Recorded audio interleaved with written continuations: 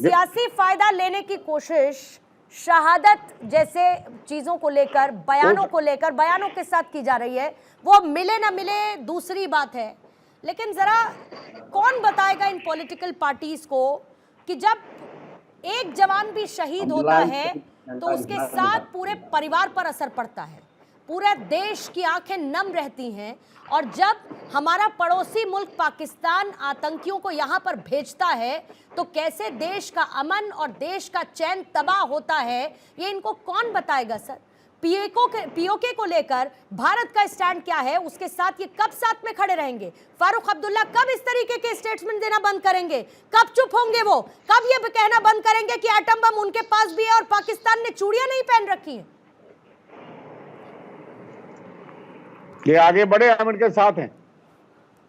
सरकार को कहिए आगे बढ़िए, लाहौर मत जाइए।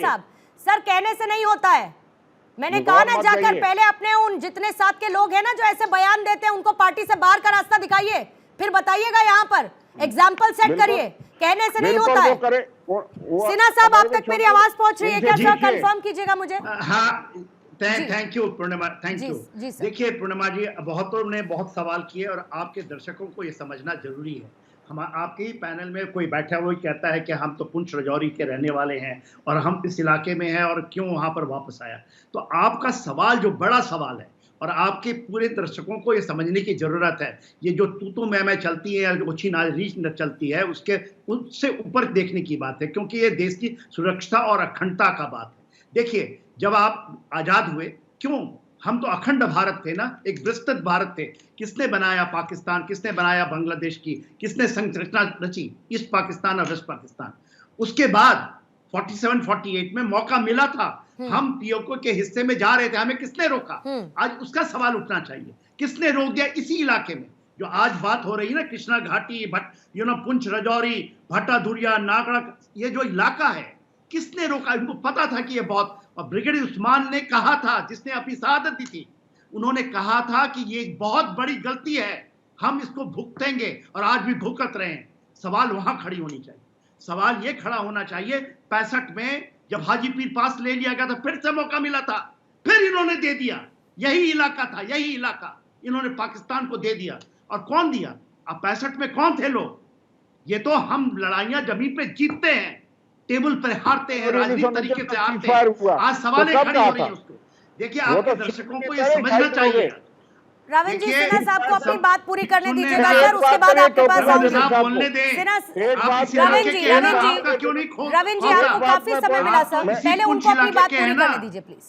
मैं एक बात, एक मिनट सर, मैं आपसे बहस नहीं कर रहा हूँ। मैं दर्शक ये कहता हूँ कि आप भारत के लोगों को ये पूछनी चाहिए, क्यों पुंछ राजौरी में हमने क्यों दे दिया? हाजी पीर पास यही इलाका है, वो वही इलाका जहाँ हमारी शहादत अभी भी है। अदरवाइज पीओके बोलते हैं, मुझे पर बात तक समझाने के लिए तैयार थे। मैं आपसे 71 की लड़ाई में भी ये बार-बार रविंद्र जी सुन लीजिए पहले सिन्हा साहब को, फिर अपनी बात कीजिएगा सर, रुकिएगा सर। आज से 2018 में पंचायत का इलेक्शन हुआ था, हमारे मेजर गोगोई साहब की बातें आपको याद होगी। उस इलेक्शन में इतनी शहादत हमने दी और पहली बार 2 दशक के बाद पंचायत इलेक्शन करवाया, और केवल वो शहादत थी जिसके कारण वहां पर राजनीति के कारण ही वोटिंग आती है। 2 चरणों में आप आंकड़े देखो, पूरे के पूरे आंकड़े 70 से पार है, नेशनल एवरेज से पार है। ये इंडोर्समेंट देता है कि वहां की 2011 में रविंद्र जी रक्षा विशेषज्ञ हैं सिन्हा साहब, छोटी और अपनी बहुत इंपॉर्टेंट सर्विसेज इन्होंने देश के लिए दी हैं। कम से कम इनके फैक्ट्स पर तो सर आप सवाल मत उठाइएगा, क्योंकि इनको चुनाव नहीं लड़ना है, इनको कुछ वोटों की दरकार नहीं है कि एक बयान देंगे और इनको वोट मिलेंगे, इसीलिए इनकी वो दरकार नहीं है सर। ये भी नहीं जानता कि वोटों की दरकार है कि नहीं है, जो बात गलत होगी तो मेरा अधिकार। आप तीसरे चरण के पहले ये चीजें होती हैं, जो कोई कहता, और कौन करवाता है उनको करने की, कौन देता है? जो कहता है कि चूड़ियां नहीं पहना पाकिस्तान, वो नहीं कहता जो एटम बम, ये कौन कहता है?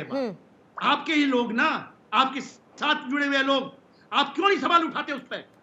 आप क्यों नहीं कहते कि नहीं हो सकता, हम फिर जाएंगे? आप कहते वो चूड़ियां नहीं पहन। अरे भाई आप बताओ, 75 साल के अंदर हमने बहुत मौके दिए हैं और फिर मौका देंगे, क्योंकि एब्रोगेशन ऑफ आर्टिकल 70 के बाद जिस तरह से वहां इलेक्शन हुए, पंचायत के इलेक्शन हुए, और उसका नतीजा बहुत है, ये इंडोर्समेंट है पूरे विश्व के लिए।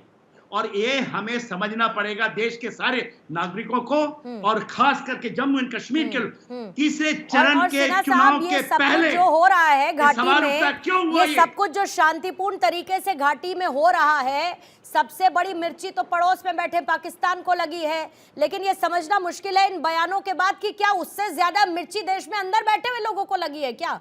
रविंद्र सर, आप कुछ इस पर कहना चाह रहे थे, जल्दी से अपनी बात कीजिएगा, फिर डॉक्टर कौशल आपके पास आती हूँ। लेकिन रविंद्र जी जरा ये भी मुझे बताइए, फिर क्यों ना कहूं मैं अनुराग ठाकुर, अगर ये कह देते हैं कि आपने जवानों को सशक्त करने की बजाय, उन्हें हथियार देने की बजाय 10 साल तक दलाली खाने का काम किया, सिर्फ आपने हमारी सेना को मजबूत ही नहीं किया, आपने क्या किया? सिर्फ अपनी जेबें भरी, दलाली की, पैसा खाया, कमाया। इस तरह के बयान को अगर आप ग्लोरीफाई करती है तो शर्म की बात है कि हम दलाली खाई और जवानों की है। लेकिन जनरल साहब की एक दो बातों शर्म की बात तो देश में जवानों की शहादत पर बयान देने वालों को आनी चाहिए, और हो सकता है कि उनको आ भी रही हो। ऐसी टिप्पणियों पे बिल्कुल आनी चाहिए। शर्म किसको आनी चाहिए सर असल में? कि जनरल साहब ने ये कहा, ब्रिगेडियर उस्मान 3 जुलाई 1948 को शहीद हो गए थे, और मेरे अंकल उनके साथ थे, वो पहले शहीद हुए। 1 जनवरी 1949 को सीज़फायर हुआ। कैसे ब्रिगेडियर उस्मान को पता था? और ये कहते हैं कि उन्होंने इसको जाने दें, हम जाकर के पीओ को क्या बैठेंगे? आप क्यों नहीं बात उठाते? क्यों नहीं बताते लोगों को?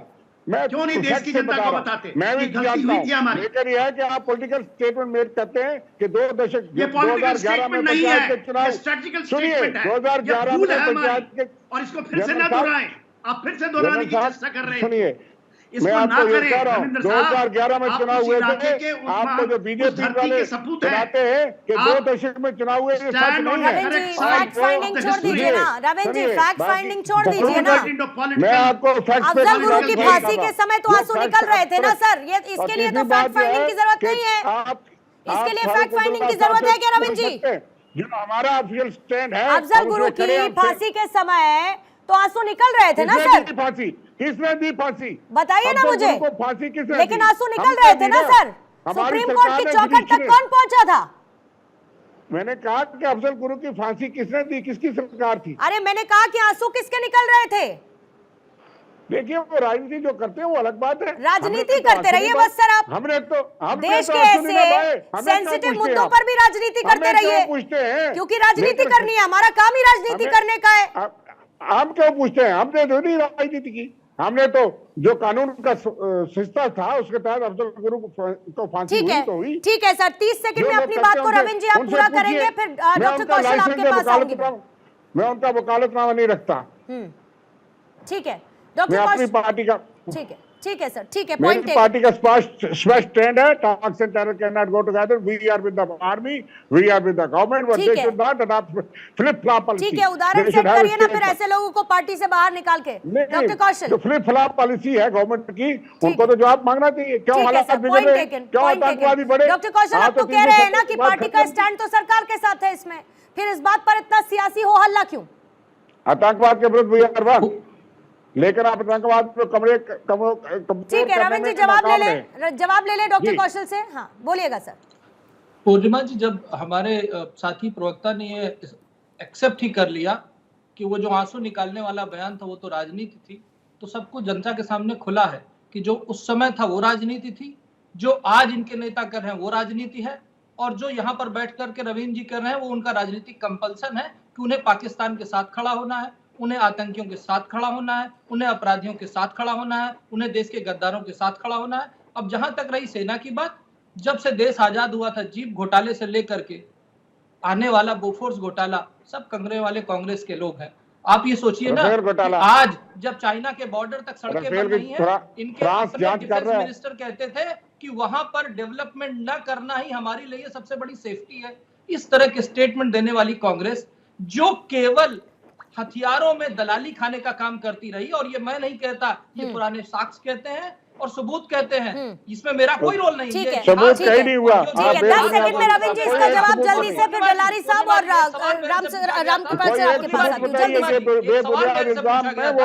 एक सवाल मेरे से पूछा गया था वरिष्ठ पत्रकार महोदय ने पूछा था कि संविधान बदलने वाले स्टेटमेंट में क्या निकालेंगे, तो उनका जवाब दे देता हूं कि जो नेहरू साहब थे उन्होंने 17 बार संविधान बदला था, इंदिरा जी ने 28 बार संविधान बदलने की बात कर रहे हैं, वो तो कहते हैं कि आप संविधान खत्म कर देंगे, संविधान खत्म कर देंगे, बदलने की बात नहीं है, वो कहते हैं संविधान खत्म कर देंगे आप। कोई बात नहीं, coming back to the topic, जल्दी से, मेरे पास समय की खत है, रामकृपाल सर मान लिया इन्होंने कि संविधान बदलेंगे, मान लिया इन्होंने कि संविधान 30 सेकंड दूंगी आपको, जल्दी से रामकृपाल सर आपका क्लोजिंग स्टेटमेंट जल्दी से दूंगी। रामकृपाल सर, मैं केवल पूर्णिमा जी, मैं केवल एक बात कह रहा हूँ, अभी तक मिश्रा जी कह रहे थे कि किसी ने कह दिया, अरे चन्नी जी आपके यहाँ पूर्व मुख्यमंत्री हैं, हाँ, फारूक अब्दुल्ला पूर्व मुख्यमंत्री हैं, कैबिनेट मिनिस्टर रहे हैं। पंजाब जैसा इलाका सर, पंजाब जैसा इलाका जो खुद इन चीजों से दो चार होता रहता है, भुक्तभोगी है, गंभीर मामला है। ऐसा नहीं है कि आप उसको पार्टी से आप कहेंगे, पार्टी का मसला नहीं है। ठीक है सर, पॉइंट टेकन सर, समय खत्म है। बेलारी साहब जल्दी से 10 सेकंड में अपनी बात कीजिएगा सर। मेरा यही कहना है कि नेताओं को ऐसे बयान से बचने चाहिए, नेशन फर्स्ट होना चाहिए, इस बात को रखना चाहिए। लेकिन उधर भी कई ऐसे बयान आते हैं, दोनों तरफ ऐसे नेता होते हैं जो मनबड़ू होते हैं, कुछ भी बोल देते हैं, इस सब पर रोक लगी। ठीक है सर, लेकिन शहादत पर सियासी फायदा लेने की कोशिश किसी को नहीं करनी चाहिए, ना वो मंजूर था, ना है और ना कभी रहेगा।